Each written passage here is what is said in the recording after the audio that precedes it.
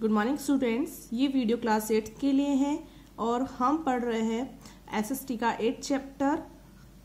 आज का हमारा टॉपिक है द फाइट अगेंस्ट अनटचेबिलिटी, अस्पृश्यता के खिलाफ लड़ाई। ठीक है, तो स्टार्ट करते हैं। Untouchability in its literal sense is the practice of ostracizing a minority group by segregating them from the mainstream by social custom or legal mandate. अस्पृश्यता का शाब्दिक अर्थ क्या है? अस्पृश्यता का शाब्दिक अर्थ है बहिष्कार करना। और बहिष्कार किसके द्वारा करना? कौन कर रहा? जो दूसरे जो समाज के लोग जो है वो किसी एक अल्पसंख्यक समूह को समाज के रीति रिवाजों कानून से बिल्कुल अलग कर देते हैं, उसे कहते हैं बहिष्कृत करना। The term is most commonly associated with treatment of the Dalit communities in the Indian subcontinent who were considered polluting। और ये शब्द जो है आमतौर पर भारतीय उपमहाद्वीप में दलित समुदायों के उपचार से जुड़ा हुआ है ना। और ये जिसे प्रदूषणकारी भी कहा जाता है। ये जो दलित कम्युनिटीज को क्या कहा जाता है? प्रदूषणकारी भी कहा जाता है। They were treated very badly। In Dalit communities के साथ में बहुत ही बुरा बिहेव किया जाता है। In fact they were not considered as a human being। यहाँ तक कि उन्हें एक मानव तो माना ही नहीं जाता है। Many reformers work for them। बहुत सारे सुधारकों ने इसके लिए काम करा है, इनके लिए काम करा है, जिसमें से इम्पोर्टेंट है भीमराव अंबेडकर। जो कि भीमराव अंबेडकर जो थे ये खुद एक दलित कम्युनिटी से बिलोंग करते थे। Try to promote education to untouchable and uplift them. जो भीमराव अंबेडकर जो थे उन्होंने शिक्षा के द्वारा जो अस्पृश्यता को खत्म करने की कोशिश करी।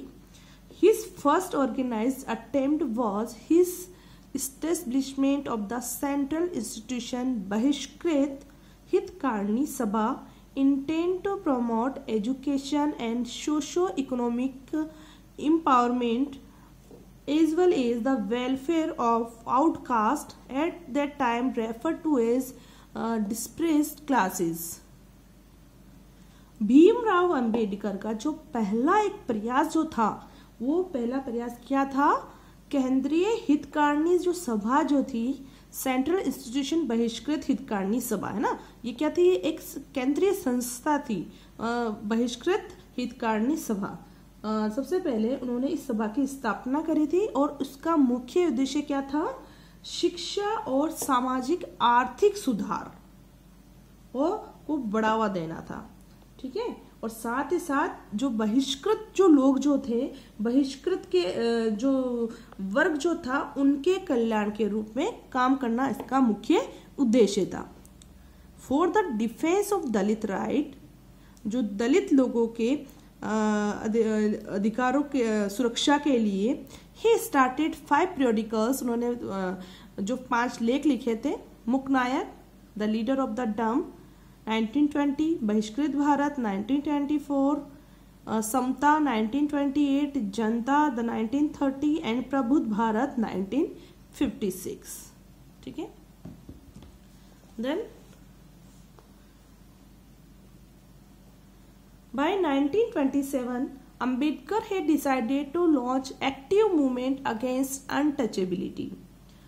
1927 तक अम्बेडकर ने अस्पृश्यता के खिलाफ एक सक्रिय मूवमेंट शुरू करने का फैसला किया 1927 में, है ना।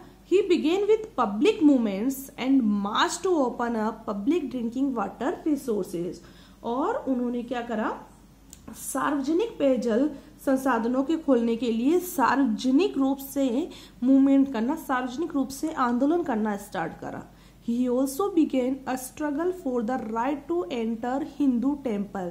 इसके अलावा उन्होंने हिंदू मंदिरों में प्रवेश के अधिकार के लिए भी उन्होंने संघर्ष किया कि जो हिंदू टेम्पल हैं वहां पर जो दलित कम्युनिटीज जो है वो भी जा सके। He lead a Satyagraha in Mahad to fight for the right of the untouchable community to draw water from the main water tank of the down. इसके अलावा उन्होंने एक सत्याग्रह भी करा महाड़ के अंदर, जहां पर यह था कि जो अस्पृश्य जो लोग जो थे, अनटचेबल जो कम्युनिटी जो थी, वो उस टैंक से पानी ला सके जहां पर सभी लोग पानी लाते हो। ठीक है, तो इस तरह से उन्होंने अनटचेबल्स या फिर हम कह सकते हैं जो दलित कम्युनिटीज जो थे उनके लिए बहुत ज़्यादा वर्क करा, उनके उत्थान के लिए।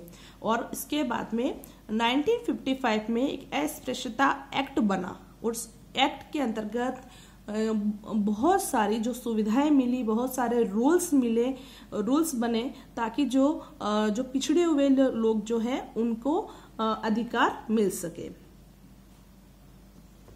देन नेक्स्ट हमारा टॉपिक है गुलामगिरी। One of the most vocal amongst the low-caste leader was Jyotirao Phule. Born in 1827, he studied in school set up by Christian missionaries. अब एक और जो लो कास्ट के लिए जिन्होंने अपनी आवाज उठाई वो थे ज्योतिराव फूले, और इनका जन्म 1827 में हुआ था, और उन्होंने ईसाई मिशनरीज के द्वारा जो स्थापित हुई स्कूलें जो थी उनमें उन्होंने अध्ययन करा था। ऑन ग्रोइंग अप, बड़े होने पर, he developed his on ideas, उन्होंने अपने विचारों को विकसित करा about the injustice of caste society. किसके बारे में? जो समाज के अंदर जो इनजस्टिस जो था, अन्याय जो था, इसके खिलाफ उन्होंने अपने विचारों को डेवलप करा। He set out to attack the Brahmins' claim that they were superior to others. उन्होंने जो है जो ब्राह्मण लोग जो थे उनके खिलाफ उन्होंने आवाज उठाई, क्योंकि वो अपने आप को सबसे ज्यादा सुपीरियर मानते थे। Since they were Aryans, जो कि वो आर्यंस थे। Phule argued that the Aryans were foreigners, और जबकि फूले कहते थे कि जो आर्यन, फूले का जो तर्क जो था वो ये था कि आर्यन क्या है? विदेशी है। Who came from outside the subcontinent, ये उपमहाद्वीप के बाहर से आए हैं, and defeated and subjugated the true children of the country, और उन्होंने यहाँ के रहने वाले जो यहाँ के जो लोग जो हैं उनको उन्होंने हरा दिया था। Children of the country, those who had lived here from before the coming of the Aryan, जो लोग आर्यन से आने से पहले जो लोग यहाँ पर रह रहे थे उन लोगों को हराकर आर्यन ने यहाँ पर अपना अधिकार जमा लिया था। As the Aryan established their dominance, they began looking at the defeated population as inferior, as a low caste people. और जब उन्होंने आर्यन जो लोग जो थे, जब उन्होंने देखा कि वो यहाँ के रहने वाले लोगों को उन्होंने हरा दिया है और उन पर अपना अधिकार जमा लिया, तो वो उन्हें बहुत ही लो कास्ट के मानना स्टार्ट कर दिया उन्होंने। According to Phule, the upper caste had no right to their land and power. In reality the land belong to indigenous people, the so called low caste. Phule के अनुसार ऊंची जातियों का उनकी जमीन और सत्ता पर कोई अधिकार नहीं है ना, कोई अधिकार नहीं है। धरती तो यहाँ के ही रहने वाले जो इस धरती से बिलोंग करने वाले लोग हैं, इनकी धरती है ना, इनकी है ये धरती। तो जो कि जिन्हें क्या कहा जाता है? निम्न जाति के लोग कहा जाता है, तो उनकी ये धरती है।